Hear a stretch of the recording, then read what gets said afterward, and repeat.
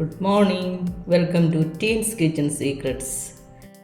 ഇന്ന് നമുക്കൊരു ക്യാബേജ് മെഴുക്ക് പുരട്ടി ഉണ്ടാക്കാവേ. എപ്പോഴും നമ്മൾ തോരനൊക്കെ അല്ലേ ഉണ്ടാക്കുന്നത്. ഇന്ന് നമുക്ക് മെഴുക്ക് പുരട്ടി നോക്കാവേ. അതിനാവശ്യമായിട്ടുള്ള സാധനങ്ങൾ: ഒരു സവോള, മീഡിയം സൈസ് സവോള, 2 പച്ചമുളക്, കുറച്ച് കറിവേപ്പില, പിന്നെ ഒരു ചെറിയൊരു ക്യാബേജിൻ്റെ പകുതിയായത് കേട്ടോ. നമ്മൾ എണ്ണ ഒഴിച്ച് കൊടുത്തിട്ടുണ്ട്. അതിലേക്ക് നമുക്ക് ആവശ്യത്തിന് കടുകിടാം. ഇപ്പോൾ തേങ്ങ തിരിങ്ങിയതൊന്നും നമ്മുടെ കയ്യിലില്ല, നല്ല തേങ്ങ ഉപയോഗിക്കേണ്ടാത്തവരുണ്ടല്ലോ, ചില അസുഖങ്ങളൊക്കെ വരുമ്പോൾ തേങ്ങ അധികം ഉപയോഗിക്കരുത് എന്നുള്ളത്. അങ്ങനെയൊക്കെ ഉള്ളവർക്ക് വേണ്ടി വളരെ ഈസി ആയിട്ട് തയ്യാറാക്കാവുന്ന ഒരു മെഴുക്ക് പുരട്ടിയാണ്. കടുകെല്ലാം പൊട്ടിക്കഴിയുമ്പോൾ നമുക്ക് സവോളയും പച്ചമുളകും കൂടെ ഇതിലേക്കിട്ട് വഴറ്റി കൊടുക്കും. ഇതിലേക്ക് നമുക്ക് ഒരു സ്വല്പം മഞ്ഞൾപ്പൊടി, കുറച്ച് മതി കേട്ടോ. ഈ മഞ്ഞൾപ്പൊടിയും കൂടി ഈ എണ്ണയിൽ കിടന്നൊന്ന് മൂക്കണേ. മഞ്ഞൾപ്പൊടിക്ക് ഒരു ചെറിയൊരു കുത്തൽ മണമില്ലേ, മണവും ആ ഒരു ടേസ്റ്റും ഉണ്ട്. അതൊന്ന് മാറി കിട്ടണം. അതിലേക്ക് നമുക്ക് ആവശ്യത്തിന് ഉപ്പിട്ട് കൊടുക്കാം. ഉള്ളി ഒന്ന് വഴന്ന് കിട്ടിക്കഴിയുമ്പോൾ നമുക്ക് ഇതിലേക്ക് ക്യാബേജ് അരിഞ്ഞത്, നമ്മൾ തോരൻ അരിയുന്ന പോലെ തന്നെയാണ് അരിയുന്നത്. ഇതും കൂടെ നന്നായിട്ടൊന്ന് മിക്സ് ചെയ്ത് ഒരു 2-3 മിനിറ്റ് കൊണ്ട് ഇത് തയ്യാറാവും.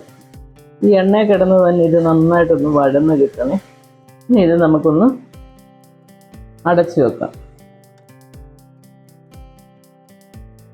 നമ്മളിത് ഇടയ്ക്ക് 1-2 പ്രാവശ്യം ഞാൻ ഇളക്കി കൊടുത്തിട്ടുണ്ട്.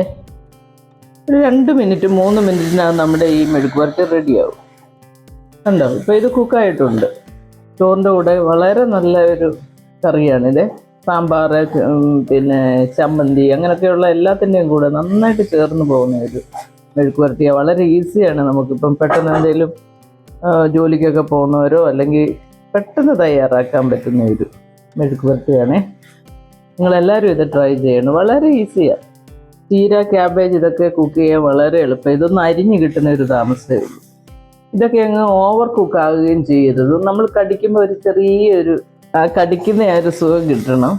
അല്ലാതെ ഒരുപാട് വെന്തുടഞ്ഞു പോയാൽ ഇത് കൊള്ളത്തില്ല. ഈ ക്യാബേജൊക്കെ തോരനാണേലും കൊള്ളാം, ഒരുപാടങ്ങ് വെന്ത് പോകരുത്. ഇതിനകത്ത് നമ്മൾ ഒട്ടും വെള്ളം ചേർക്കരുത് കേട്ടോ. തോരനാണേലും മെഴുക്ക് പുരട്ടിയാണേലും ഒട്ടും വെള്ളം ചേർക്കാൻ പാടില്ല. ആ ആവിയില്ലേ, നീരാവി, അതിനകത്ത് അത് കുക്കായി കിട്ടിക്കോളും. സിമ്മിലങ്ങ് വെച്ചാൽ മതി. അപ്പോൾ ഇത് നമ്മുടെ ക്യാബേജ് മെഴുക്ക് പുരട്ടി ഇവിടെ റെഡി ആയിട്ടുണ്ട്. ഗ്യാസൊക്കെ ഞാൻ ഓഫ് ചെയ്തു. ഇതിൻ്റെ ഒരു ആവി ഒന്ന് മാറിക്കഴിയുമ്പോൾ നമുക്കൊരു ബൗളിലേക്ക് മാറ്റാം. നമ്മുടെ വളരെ ടേസ്റ്റി ആയിട്ടുള്ള ക്യാബേജ് മെഴുക്ക് പുരട്ടി ഇവിടെ റെഡി ആയിട്ടുണ്ട്. നിങ്ങളെല്ലാവരും ഇത് ട്രൈ ചെയ്യണം. വളരെ ഈസി ആയിട്ട് നമുക്ക് ചെയ്യാൻ പറ്റുന്നതാണ്. ഇഷ്ടമാണെങ്കിൽ ലൈക്ക് ചെയ്യുകയും ഷെയർ ചെയ്യുകയും ചെയ്യണം. അടുത്ത ഒരു വീഡിയോ ആയിട്ട് അടുത്ത ദിവസം വരാം. Thank you.